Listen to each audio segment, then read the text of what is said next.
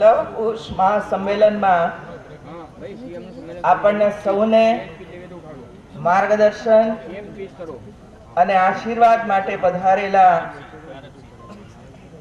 પરમ પૂજ્ય સ્વામી શ્રી સત્યમિત્રાનંદ ગિરજીજી, પરમ પૂજ્ય સ્વામી શ્રી નાનકદાસજી મહારાજ, પરમ પૂજ્ય સ્વામી દેવ પ્રસાદજી, સંમેલનના મુખ્ય અતિથિ, ભાજપના રાષ્ટ્રીય ઉપાધ્યક્ષ અને પૂર્વ કૃષિ મંત્રી ભાઈ શ્રી પુરુષોત્તમભાઈ રૂપાલા, આયોજન પંચના ઉપાધ્યક્ષ અને પૂર્વ મુખ્યમંત્રી ભાઈ શ્રી નરહરિભાઈ અમીન, અમારા માર્ગદર્શન સુરેન્દ્ર કાકા, ભાઈ શ્રી કૌશિકભાઈ પટેલ, અમદાવાદ શહેરના મેયર બેન શ્રી મીનાક્ષીબેન પટેલ, પાટીદાર સમાજના રત્ન સમાન પ્રમુખ શ્રી ભીખુભાઈ પટેલ, મહામંત્રી શ્રી કનુભાઈ પટેલ, શ્રી વિસાભાઈ પટેલ, મંચ પર બિરાજમાન સૌ મહાનુભાવો, સમાજના સૌ આગેવાનો, ભાઈઓ અને બહેનો, અમૃત પર્વ ભીખુભાઈ પટેલ નિમિત્તે આજે સમગ્ર રાજ્યનો પાટીદાર સમાજ અહીં એકત્ર થયો છે. સમાજનું નેતૃત્વ કરનાર માત્ર નેતૃત્વ નહીં પણ સાચા અર્થની અંદર યોગ્ય દિશા આપીને સમાજ ઘડતરનું કામ કરવાનું શ્રેય આપણે જો કોઈને આપવું હોય તો તે ભીખાભાઈને આપવું જોઈએ.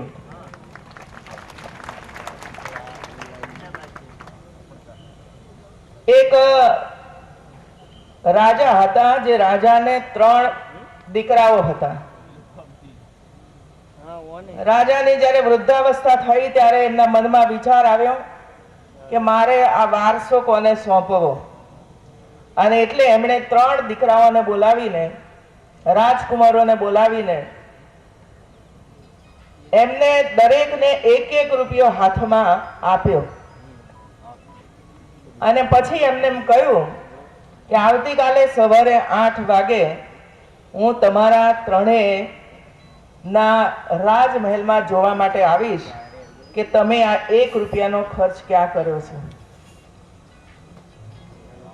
દીકરાઓએ 1-1 રૂપિયો લઈ લીધો અને પોતાના ઘરે પહોંચ્યા પછી વિચાર કર્યો કે આ 1 રૂપિયામાંથી શું આવશે અને શું કરીએ, અને શરત એ હતી કે રાજમહેલને ભરી દેવાનો છે. 1 રૂપિયામાં રાજમહેલને ભરી દેવાનો છે. મોટા દીકરાએ વિચાર કર્યો કે આ મારા બાપાનું ફરી ગયું લાગે છે, 1 રૂપિયામાં શું આવે, અને પાછો આખો રાજમહેલ ભરવાનો. અને એટલે તો બોલ્યા કરે, પણ આપણે આ 1 રૂપિયાનો ઉપયોગ ક્યાં કરવો એનો વિચાર કરીને એ એક ક્લબની અંદર ગયો, ક્લબમાં જઈને રમ્યો અને એમાંથી એને 6 લાખ રૂપિયા પ્રાપ્ત થયા. એ લઈને રાજમહેલમાં ગયો અને સવારના 4 વાગે રાજમહેલમાં પહોંચ્યો. ઊંઘ આવતી હતી એટલે ઊંઘી ગયો. બીજા દીકરાએ વિચાર કર્યો, રાજકુમારે, કે મારે આમાંથી શું લેવું, આખો મહેલ ભરવાનો છે, મહેલ કેવી રીતે ભરાય. એટલે એમણે બહાર, જ્યારે રાજમહેલની બહાર નીકળ્યો ત્યારે ઝાડ ઝાંખરા બધા પડ્યા હતા. એટલે એને એક જણને કહ્યું કે આ બધું તમારું છે. એટલે કે હા. તો કે મને આપી દેશો? કે હા, લઈ જાઓ, આ તો બધો કચરો જ છે ને મારે કોઈ ઉપયોગમાં છે જ નહીં. એટલે એને 1 રૂપિયામાં જેટલો કચરો અને ઝાડ ઝાંખરા પડ્યા હતા બધા લઈને રાજમહેલ ભરી દીધો. ત્રીજો રાજકુમાર, એને એમ વિચાર આવ્યો કે આ 1 રૂપિયામાં હું શું કરું. એટલે એણે વિચાર કરતા કરતા એ બજારમાં ગયો અને બજારમાં જઈને કેટલીક મીણબત્તી ખરીદી, અગરબત્તી ખરીદી અને મેચીસ ખરીદી, દિવાળીની પેટી ખરીદી. આ લઈને એના રાજમહેલની અંદર આવ્યો. સવારની રાહ જોતો હતો કે રાજા ક્યારે આવે, પિતાજી ક્યારે આવે. પિતાજી 8 વાગ્યા સવારે એટલે રાજમહેલ જોવા માટે નીકળ્યા અને સૌથી પહેલા મોટા રાજકુમારના ત્યાં ગયા તો એ તો નિરાતે ઊંઘતો હતો. જગાડ્યો કે ઊંઘવા દો, હજુ તો સવારે 4 વાગે આવ્યો છું, પણ તે કરીશું. તો કે જો આ 6 લાખ રૂપિયા પડ્યા છે, જોઈ લો. રાજા નિરાશ થયા. ત્યાંથી એ બીજા મહેલમાં ગયા. બીજા મહેલમાં ગયા તો ઝાડ ઝાંખરા આખા રાજમહેલની અંદર પડ્યા હતા. ત્યાંથી એ નિરાશ થયા અને ત્રીજા રાજમહેલની અંદર ગયા. ત્યારે રાજકુમારે મીણબત્તી બધા જ રૂમોની અંદર સળગાવીને મૂકી હતી, પ્રગટાવીને મૂકી હતી. લેટ્રિનમાં પણ મૂકી હતી, બાથરૂમમાં પણ મૂકી હતી, દરવાજે પણ મૂકી હતી, દરેક રૂમની અંદર મૂકી હતી. અને અગરબત્તીને સળગાવીને ચારે બાજુ અગરબત્તી ગોઠવી હતી. એટલે આખો રાજમહેલ પ્રકાશિત અને અગરબત્તીની સુગંધથી ભરેલો હતો. અમે વાત એટલા માટે કરી મિત્રો, ભીખુભાઈ પટેલનું જીવન આ ત્રીજા રાજકુંવરે જે કામ કર્યું એના જેવું છે. જેમણે સમાજના વિવિધ ક્ષેત્રોની અંદર કયા પ્રકારની સમસ્યાઓ છે, સમસ્યાઓનું નિરાકરણ લાવવા માટે જે પૂરી જિંદગી જેમણે કામ કર્યું છે એ આ પ્રકાશ સમાન છે. જ્યારે આપણો સમાજ કુરિવાજોની અંદર ગ્રસ્ત હતો એવા સમયે કુરિવાજોને દૂર કરીને સાચું માર્ગદર્શન બતાવ્યું તો આવા સમાજના આગેવાનોએ બતાવ્યું છે. જ્યારે આપણે 12માની અંદર ગ્રસ્ત હતા એવા સમયે એ 12માના રિવાજોને દૂર કરીને સમાજને આર્થિક રીતે સંપન્ન બનાવવાનું કામ પણ આવા રાજનેતાઓએ અને આવા સમાજના આગેવાનોએ કર્યું છે. મિત્રો, શિક્ષણનું સ્તર આપણે ત્યાં બહુ જ ઓછું હતું અને એટલે શિક્ષણ ક્ષેત્રે પણ અનેક મહાપુરુષોએ, છગનભા જેવા અનેક ભાઈ બહેનોએ સમાજને દોરીને હોસ્ટેલો, કોલેજો, હાઈસ્કૂલો ઊભી કરીને સમાજની અંદર જે અંધકાર પ્રવર્ત્યો હતો એ અંધકારને દૂર કરવા માટેનો અથાગ પ્રયાસ કર્યો છે. મિત્રો, અને એટલે આ પ્રસંગે જ્યારે હું આવી છું ત્યારે અનેક મહાપુરુષોને આપણે અહીં યાદ કરીએ કે સ્વર્ગસ્થ બાબુભાઈ ગાંધી, જેમણે પણ આ દિશાની અંદર પટેલ સમાજની અંદર કામ કરીને આપણને સૌને ઘડતર કરવાનું કામ કર્યું હતું. એ જ રીતે સ્વર્ગસ્થ બળદેવભાઈ ગોસાભાઈ પટેલ, સહકારી આગેવાન અને સહકારી ક્ષેત્રની અંદર પણ ખેડૂતો હોય આગળ કેવી રીતે આવી શકે એમના માટે કામ કર્યું. સ્વર્ગસ્થ ભુરાભાઈ ખોડીદાસ પટેલ, ભૂતપૂર્વ અધ્યક્ષ સાબર ડેરી. મિત્રો, એ જ રીતે સ્વર્ગસ્થ આત્મારામભાઈ પટેલ, ભૂતપૂર્વ મંત્રી રાજ્ય સરકાર. સ્વર્ગસ્થ શેઠ લક્ષ્મીકાંત ભગુભાઈ પટેલ, સ્વર્ગસ્થ ભોગીલાલસિંહ પટેલ, સ્વર્ગસ્થ મોહનભાઈ કાલરિયા જેવા મહાનુભાવોએ સહયોગ આપીને પાટીદાર સમાજની અંદર જે પ્રકાશ રેલાવ્યો છે, જે સમૃદ્ધિના શિખરો સુધી પહોંચાડ્યા છે, એટલા જ નહીં પણ વિદેશોની અંદર પણ જ્યાં જાઓ ત્યાં આપણને હોટેલ અને મોટેલ દેખાય તો સમજી લેવાનું કે આ પટેલોનું જ છે. એવું છે. ભાઈ બહેન, આપણી સંસ્કૃતિ કેવી? આપણે એવા ખેડૂતો અને એવા કિસાનો છીએ કે જે બીજાની ચિંતા કરતા હોઈએ છીએ. અને આપણે ત્યાં ધર્મગ્રંથોની અંદર પણ આપણે આ જાણકારી છે કે જે વ્યક્તિ પોતે કમાય અને પોતે ખાય, પોતે કમાય અને પોતે ખાય, પોતાના પરિવારને સાચવે, પોતાના પરિવારને ભણાવે, બાળકોને આગળ વધારે, એને પ્રકૃતિ કહેવાય છે.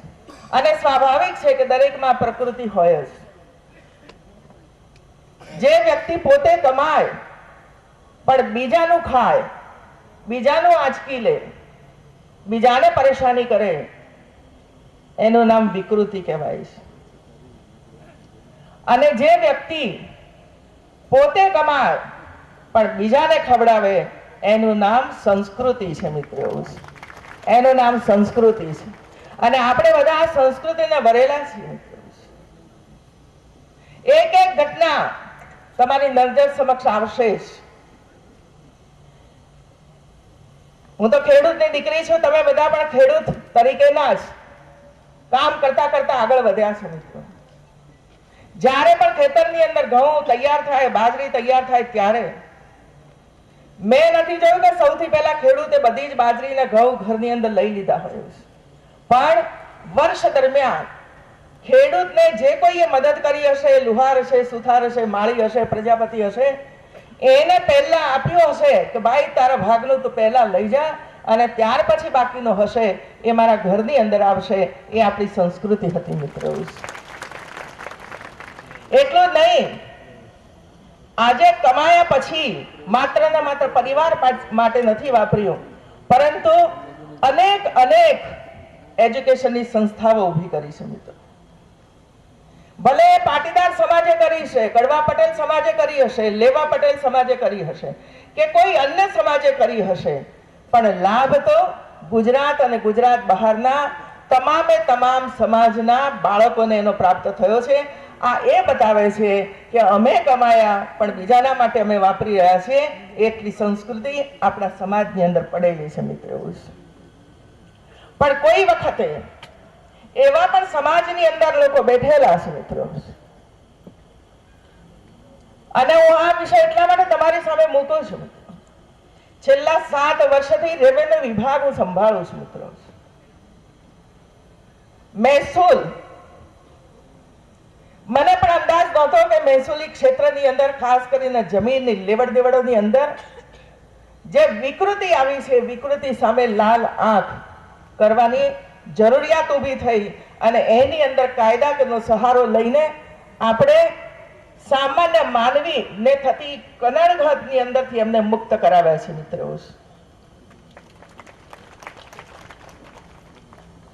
એવા પ્રસંગો મારી સામે આવ્યા કે જેમાં ગરીબમાં ગરીબ ખેડૂત હોય, ગરીબમાં ગરીબ માતા હોય, વિધવા બહેન હોય, જેનો કોઈ આશરો ન હોય, અને એવી વ્યક્તિની જમીન પાવર ઓફ એટર્નીના માધ્યમ દ્વારા જ્યારે કોઈ સમાજના આગેવાનો એને જ્યારે હડપ કરવાનો પ્રયાસ કરે ત્યારે મનમાં એક પ્રશ્ન થતો હતો કે શા માટે આવી વિકૃતિ આપણામાં પેદા થઈ છે, સમાજમાં શા માટે આવી વિકૃતિઓ પેદા થઈ છે કે બીજાનું હડપ કરી અને પોતે જ આર્થિક રીતે સંપન્ન બનવાનો પ્રયત્ન કરે છે મિત્રો.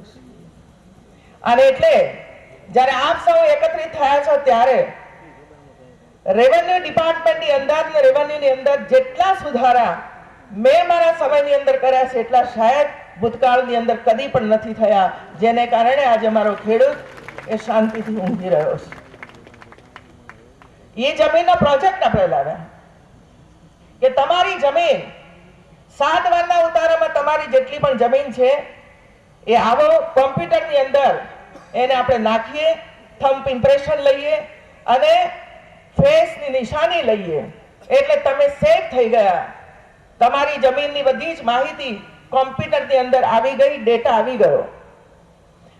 હવે તમારી જમીન કોઈ પણ વ્યક્તિ પડાવી જાય અને વેચવા માટે જાય ત્યારે એને પણ થંબ ઇમ્પ્રેશન મૂકવો પડશે, એનો પણ ફોટોગ્રાફ લેવાશે, અને આ જુદું જુદું હોવાને કારણે મેચ નહીં થાય અને એટલે કોમ્પ્યુટર ના પાડશે કે આ જમીન જે ભાઈ વેચવા આવ્યા છે એની નથી, અને એટલે બચી જશે મિત્રો. આ ટેકનોલોજીનો ઉપયોગ કરીને સમગ્ર રાજ્યના ખેડૂતોને સાવધાન કરવાનું કામ આપણી સરકારે કર્યું છે મિત્રો. ટુકડા પદ્ધતિમાંથી પણ તમને બધાઓને મુક્ત કરી દીધા છે. જ્યારે કોઈ ને કોઈ રાજ્ય સરકાર જ્યારે વિકાસનું કામ કરતી હોય છે ત્યારે જમીન સંપાદનનું કામ કરતા હોઈએ છીએ, અને જમીન સંપાદનનું કામ કરીએ ત્યારે કોઈ પ્રસંગો એવા બને છે કે જેમાં કોઈ ખેડૂતની સંપૂર્ણ જમીન ચાલી જાય અને ત્યારે ખેડૂત એ કિસાન મટી જાય છે, કારણ કે એના નામે જમીન નથી હોતી. અને કાયદાઓ એવા હતા કે 2 વર્ષની અંદર તમારે બીજે જમીન ખરીદવાની, ખેડૂત તરીકેનું સર્ટિફિકેટ લઈ લેવાનું, કલેક્ટર પાસે જવાનું,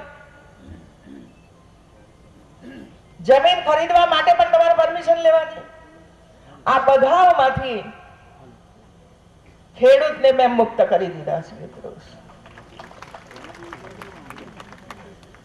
જ્યારે તમે જમીન ખરીદો ત્યારે જ્યારે એવોર્ડ આપો એને એ જ સમયે ખેડૂત તરીકેનું સર્ટિફિકેટ આપી દેવાનું. શા માટે ખેડૂત તમારી પાસે પાછળ પાછળ ફરે એવું છે? જમીન ખરીદતી વખતે એને કોઈની પરમિશનની આવશ્યકતા નથી, કારણ કે એનો હક અને અધિકાર છે કે ગમે ત્યાં ગુજરાતની અંદર એ જમીન લઈ શકે એવું છે. માત્ર જમીન લીધા પછી તમે જ્યાં જમીન લીધી હોય ત્યાં એ ખેડૂતનો જઈને તમે માત્ર મામલતદારને આપી દો કે મેં અહીં જમીન લીધી છે, તમારા નામે થઈ જશે અને કોમ્પ્યુટરની અંદર ડેટા આવી જશે મિત્રો. આમ ખેડૂતને પડતી મુશ્કેલીઓ માંથી આપણે માર્ગ કાઢ્યો છે મિત્રો.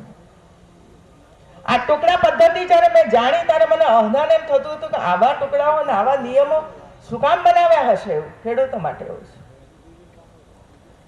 અને ટુકડા તો પડવાના જ છે મિત્રો. આજે 10 વીઘા જમીન છે, 4 દીકરાઓ છે, 2.5 વીઘા જમીન થઈ જ જવાની છે. અને બીજી પેઢી આવશે ત્યારે 1.25 વીઘો જમીન હશે અથવા તો 1.5 વીઘો જમીન હશે, એ થવાનો જ છે. અને જો આપણે કાયદાઓ ની અંદર ફેરફાર ન કરીએ તો માણસ કેટલી મુસીબતની અંદર આવી જાય, એના પ્રશ્નો કેટલા ઉદ્ભવે એ આપણને ખબર છે. અને એટલા માટે અમે એમાંથી એક વ્યવહારુ માર્ગ કાઢ્યો. ટુકડા પડતા હોય અને જો કોઈ ભાઈ બહેન પોતાનો હક એની અંદરથી જવા દે કે મારે જમીન લેવી નથી બાપુજી પાસેથી, હક એનો જવા દે. હવે હક જવા દે કોઈ બેન તો એ ખેડૂત મટી જાય અને એનો અધિકાર ચાલ્યો જાય. અને એટલા માટે અમે એ નિર્ણય કર્યો કે કોઈ બેન અથવા કોઈ દીકરો પોતાનો અધિકાર છોડી દે જેથી ટુકડો થતો અટકી જાય તો ખેડૂત તરીકેનું સર્ટિફિકેટ એ દીકરીને આપવું જોઈએ અને એના દીકરાને પણ આપવું જોઈએ કે જે પોતાનો હક છોડે છે મિત્રો. જેથી કરીને એ દીકરી પોતે ખેડૂત ન મટી જાય, એ ખેડૂત તરીકેનું સર્ટિફિકેટ એની પાસે હોય તો એ પોતાની ઈચ્છા અનુસાર ગમે ત્યાં જમીન લઈ અને ખેડૂત ખાતેદાર બની શકે છે મિત્રો. આવા અનેક સુધારાઓ રાજ્ય સરકારે છેલ્લા 7 વર્ષની અંદર કર્યા છે. લગભગ બધું જ કોમ્પ્યુટરાઇઝ આપણે કરી દીધું છે. 7 બાદ તમારા ગામની અંદર કોમ્પ્યુટરમાંથી તમે લઈ શકશો, ઓનલાઈન લઈ શકશો. વિદેશમાં બેઠેલો આપણો ખેડૂત ભાઈ પણ વિદેશમાં બેસીને પણ ઓનલાઈન જોઈ શકશે કે મારી જમીન સેફ છે કે નહીં, કોઈએ વેચી તો નથી મારી નહીં. આવા ભાઈઓ બહેનો આવા અનેક સુધારાઓ, ખેડૂત લક્ષી સુધારાઓ રાજ્ય સરકારે કર્યા છે મિત્રો. આવા અનેક સુધારાઓ છે પરંતુ સમયના અભાવને કારણે હું અહીં નહીં કહી શકું મિત્રો. અહીં મને આનંદ એટલા માટે થયો કે ભીખુભાઈએ જે કામ કર્યું છે શૈક્ષણિક ક્ષેત્રે, સામાજિક ક્ષેત્રે, એ બિરદાવવા જેવું છે. અને એટલા માટે 75મું વર્ષ અમૃત પર્વ તરીકે જ્યારે આપણે ઉજવી રહ્યા છીએ ત્યારે અને કોઈ પણ સમાજના આગેવાન જ્યારે આટલું સુંદર કામ કરતા હોય ત્યારે એમનું સન્માન કરવાને કારણે નવી પેઢીને એની અંદરથી ઘણું બધું શીખવાનું અને ઘણી બધી પ્રેરણા મળતી હોય છે. ઘણી વખતે આપણા જ સમાજના આગેવાનો શું કરી રહ્યા છે એનો આપણને અંદાજ નથી હોતો અને એટલા માટે એમને સાચી મૂલવણી આપણે નથી કરી શકતા. જ્યારે આ પ્રસંગે સંતો મહંતોની હાજરીમાં, સમાજના આગેવાનોની હાજરીમાં જ્યારે ભીખુભાઈ નું સન્માન આપણે કર્યું છે ત્યારે આપણે સૌ એમના જીવનની અંદરથી પ્રેરણા લઈએ. એમની નિમા વિદ્યાલય મિત્રો, સરદાર પટેલ ઉપર એક સુંદર મજાનો ગીત લખ્યું અને ગીત લખ્યા પછી અહીં એનું નિરૂપણ કરવામાં આવ્યું. મને 2 દીકરાઓ આપવા માટે આવ્યા ત્યારે મેં પૂછ્યું એમને કે શું છે, ત્યારે આ ઝીણામાં ઝીણી બાબત છે મિત્રો. બાળકોએ મને સમજાવ્યું કે અમે જ્યારે આ ગીત ગાતા હોઈએ ત્યારે એના શબ્દો કોઈને ન સમજાય અને એટલા માટે અમે પહેલેથી તમને આપી દઈએ છીએ જેથી કરીને અમે ગાતા હોઈએ ત્યારે સરદાર પટેલ કેવી વિભૂતિ હતી અને આપણા કેવા માર્ગદર્શન હતા, રાષ્ટ્રપુરુષ કેવા હતા અને કેવા કેવા કામો એમણે કર્યા છે. આ દેશને એક કડીની અંદર જોડવાનો પુરુષાર્થ. અને આપણે એમનું સાહિત્ય વાંચ્યું હોય તો ખબર છે કે આ 500 કરતા પણ વધારે રાજા રજવાડાઓને એક કોણ કરી શકશે એની જ્યારે સરદાર અને બધા ભેગા મળીને ગાંધીજીની ઉપસ્થિતિમાં જ્યારે ચર્ચા કરતા હતા ત્યારે એક અવાજે બધાએ કહ્યું કે સરદાર સિવાય આ કામ કરવાની કોઈની હિંમત નથી. એવું આ સરદારનું વ્યક્તિત્વ હતું મિત્રો. અને જ્યારે પુસ્તક મેં વાંચ્યું ત્યારે મને સમજાયું કે સૌથી પહેલા સરદાર એ ભાવનગરના કૃષ્ણરાવજી પાસે ગયા અને એમને એમણે વિનંતી કરી કે તમે શરૂઆત કરો તમારી સંપત્તિ સમાજને ચરણે ધરવા માટે, દેશને ચરણે ધરવા માટે. અને ત્યાંથી એમણે શરૂઆત કરાવી. અને જે ન માન્યા એમને પણ સામ દામ દંડ ભેદ કરીને પણ એમને નમાવ્યા અને આખા દેશને અખંડ દેશ બનાવીને આપણને સૌની સામે મૂકી. મિત્રો, આવું કામ કરનાર સરદાર વલ્લભભાઈ પટેલના આપણે બધા વારસદારો છીએ. ક્યાં સુધી લેવા અને કડવા આપણે કર્યા કરીશું મિત્રો? ક્યાં સુધી કર્યા કરીશું? હવે તો આપણી દીકરી અને દીકરાઓ પણ લેવા હોય, કડવા હોય કે કોઈ પણ સમાજની અંદર એને ગમે ત્યાં જઈ રહી છે ત્યારે હજુ પણ આપણે એની અંદર બંધનમાં બંધાયા છે. મિત્રો, મને સવિશેષ ખુશી છે કે આજે લવકુશ મહાસંમેલનનું આયોજન કરીને લેવા અને કડવા અને સમગ્ર સમાજ અહીં ભેગો થયો છે. આ સાચી દિશા છે અને સાચી દિશા પકડીને આપણે ચાલીએ. મિત્રો, આખરે તો ગુજરાત અને દેશનો વિકાસ કરવો હશે તો સૌનો સાથ, સૌનો વિકાસનું સૂત્ર પકડવું જ પડશે. મિત્રો, સૌનો સાથ, સૌનો વિકાસ. આપણે છેવાડાના માનવીને પણ વિકાસ કરવો હશે. છેવાડામાં બેઠેલો માનવી એને પણ છત્ર પૂરું પાડવું પડશે, એને પણ એજ્યુકેશન સાથે જોડવો પડશે અને એને પણ આરોગ્યની બધી સગવડો એના સુધી પહોંચે એના માટે સાથે મળીને કામ કરવું પડશે. માત્ર ને માત્ર એક સરકાર યોજનાઓ બનાવે, યોજનાઓ કાગળ ઉપર રહી જાય, પરંતુ એ યોજનાનો લાભ જો કોઈ મજદૂર સુધી ન પહોંચે, જે બિલ્ડિંગ કન્સ્ટ્રક્શનનું કામ કરે છે એના સુધી ન પહોંચે, કોઈ મારી માતા જે રોડ બનાવવાનું કામ કરે છે અને એને રૂપિયા 6,000 એની ડિલિવરી સમયે જો રાજ્ય સરકાર પહોંચાડી ન શકે તો એ રાજ્ય સરકાર વિકાસ રાજ્ય સરકાર નથી. મિત્રો, અને એટલે રાજ્ય સરકારે પણ જે વિવિધ પ્રકારની યોજનાઓ બનાવી છે છેવાડાના માનવી સુધી પહોંચાડવા માટે તમારો બધાનો સહયોગ અમારે જોઈશે. મિત્રો, તમારો બધાનો સહયોગ અમારે જોઈશે. હું તો બહેનો બેઠી છે, આપ બધા બેઠા છો ત્યારે ઉદાહરણ આપીને કહું છું કે આપણા ઘરની અંદર કામવાળી કામ કરે છે, કામવાળી કામ કરે છે. આપણે પૂછીએ એને કે બેન તું ક્યાં રહે છે? ઝુંપડપટ્ટીમાં રહે છે. બેન તને પ્રેગ્નન્ટ તું છે, તને 6,000 રૂપિયા સરકારની સગવડ ન મળતી હોય તો તમે અગ્રેસર બનો અને એને 6,000 રૂપિયા અપાવડાવો, સરકાર પાસેથી અપાવડાવો, તો જ કુપોષણનો મામલો ઓટોમેટિક દૂર થઈ જશે. મિત્રો, આપણા ખેતરની અંદર કામ કરતો મજદૂર છે તો એ મજદૂરને પણ જો માદો પડે તો રાજ્ય સરકાર મહિને 3,000 રૂપિયા આપે છે, પણ એને અપાવશે કોણ? અને સરકાર દરેક ખેડૂતના ખેતર સુધી પહોંચી નથી શકવાની. અને એટલા માટે જ્યારે પાટીદાર સમાજ એકત્રિત થયો છે ત્યારે મારી આપ સૌને વિનંતી છે કે સરકારે જે કોઈ યોજનાઓ ગરીબમાં ગરીબ માનવી માટે બનાવી છે, ગરીબમાં ગરીબ બહેનો માટે બનાવી છે, ગરીબમાં ગરીબ દીકરીઓ માટે બનાવી છે, એ બધી જ યોજનાઓ આપણા સૌના માધ્યમ દ્વારા એના સુધી પહોંચે એ કામ આપણે સાથે રહીને કરીએ. મારી અપેક્ષા છે કે આપ બધા અમને સહકાર કરો આ કામની અંદર. એવું છે. અને બીજું, પાટીદાર સમાજનું કદાચ એકાદ ઘરે એવું નહીં હોય કે જેને ત્યાં ટોયલેટ નહીં હોય. એવું છે. બધાના ઘરે ટોયલેટ હશે, પણ ગામમાં છે, ગામની અંદર રહેતા બીજા લોકો, બીજો સમાજ, એના ઘરે ટોયલેટ બને એના માટે રાજ્ય સરકાર 12,000 રૂપિયા પર કુટુંબ આપી રહી છે. હવે રૂપિયા તો આપી દીધા ભાઈઓ અમને, પણ એને સમજાવશે કોણ? અને એટલા માટે સમાજ જ્યારે એકત્રિત થયો છે ત્યારે હું આપ બધાની સામે વિનંતી કરું છું કે આપ જે ગામની અંદર છો એ ગામનું દાયિત્વ તમે સ્વીકારો કે જે 50-60 ઘર હોય એ ઘરના લોકોને બોલાવીને સરકાર જે ગ્રાન્ટ આપી રહી છે ગ્રાન્ટનો ઉપયોગ કરીને સમજાવીને ટોયલેટ બનાવવામાં અમને સહયોગી બનો. એ પણ મારી આપની પાસે વિનંતી છે. મિત્રો, એકલી બહેનો તાલી પાડે છે, એકલી બહેનો તાલી પાડે છે. તમને ના ગમી એવું લાગ્યું તો